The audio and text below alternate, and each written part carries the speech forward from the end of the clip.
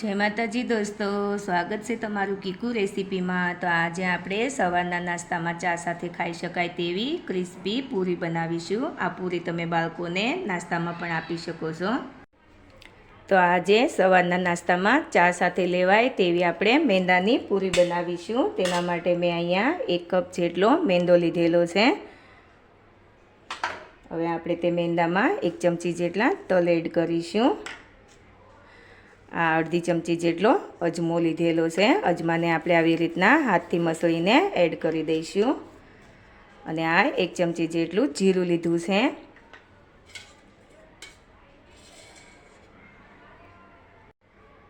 હવે આપણે 1 મોટી ચમચી જેટલું તેલ લેવાનું છે। બરાબર મિક્સ કરી લઈશું। મોણ માટે તેલ લેવાનું છે આપણે।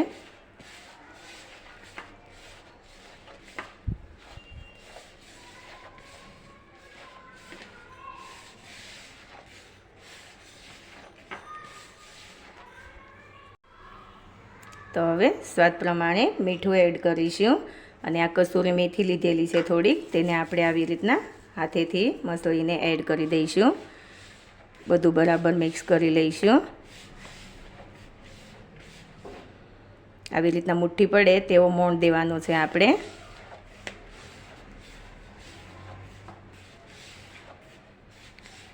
હવે આપણે થોડું થોડું પાણી એડ કરીને લોટ બાંધી લઈશું।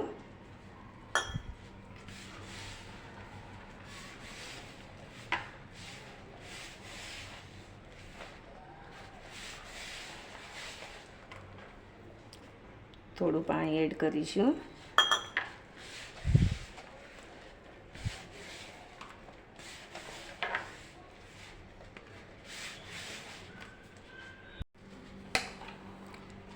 તો હવે આપણો લોટ બંધાઈ ગયો છે।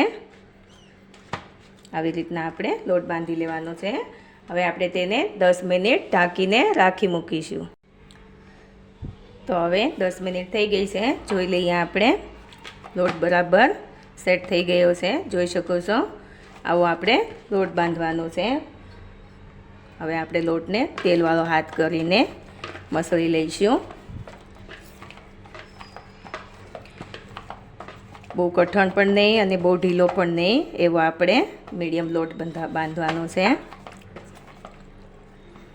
હવે આપણે આ લોટના નાના નાના લુવા કરી લઈશું। આટલી સાઈઝના આપણે લુવા કરી લઈશું।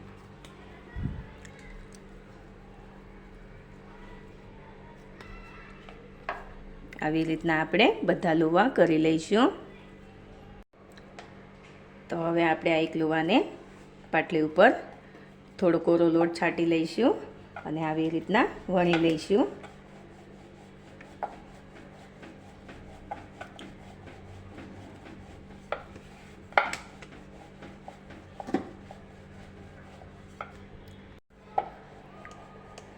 તો આપણે આ મોટી રોટલી જેવું વણી લીધું છે। હવે આપણે તેને કટ કરીશું। પહેલાં તો આપણે આ કાંટા ચમચીથી આપણે તેમાં કાણા પાડી દેવાના છે। આવી રીતના આપણી પૂરી ફૂલે નહીં એટલા માટે આપણે કાણા પાડવાના છે।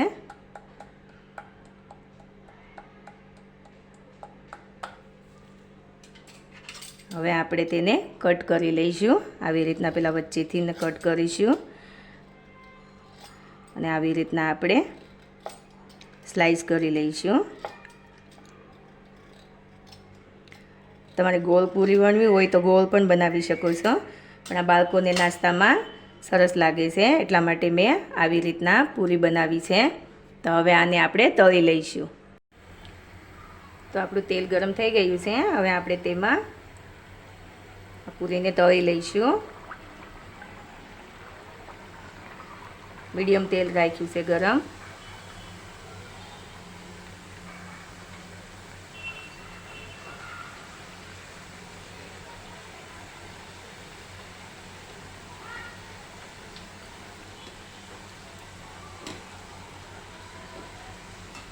આવી રીતના તેને ફેરવી લઈશું।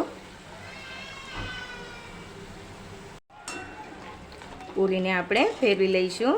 તેને ધીમા તાપે તળાવવા દેવાની છે। જેથી કરીને તે અંદરથી ક્રિસ્પી થઈ જાય. પૂરી ખાઈને આપણે કંટાળી ગયા હોઈએ તો આવી રીતના કંઈ અલગ રીતના નાસ્તો બનાવીએ તો બાળકોને સારું લાગે છે. ચા સાથે આ પૂરી ખાવાની ખૂબ જ મજા આવે છે. તમને મારી રેસીપીના વિડીયો કેવા લાગે છે તે તમે કોમેન્ટ બોક્સમાં લખી શકો છો. અને મારી રેસીપીના વિડીયોને તમે લાઈક કરજો, શેર કરજો અને સબસ્ક્રાઈબ જરૂરથી કરજો. તો આપણી પૂરી હવે તળાઈ ગઈ છે, જોઈ શકો છો. સરસ કલર આવી ગયો છે, ગોલ્ડન બ્રાઉન કલર આવી ગયો છે અને તે ક્રિસ્પી પણ થઈ ગઈ છે. હવે આપણે તેને ડીશમાં લઈ લઈશું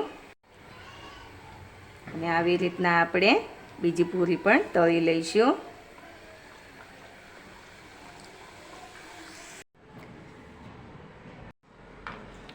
તો તૈયાર છે આપણી ખૂબ જ ઝડપથી બની જાય તેવી પૂરી. તમે જોઈ શકો છો કેટલી ક્રિસ્પી બની છે.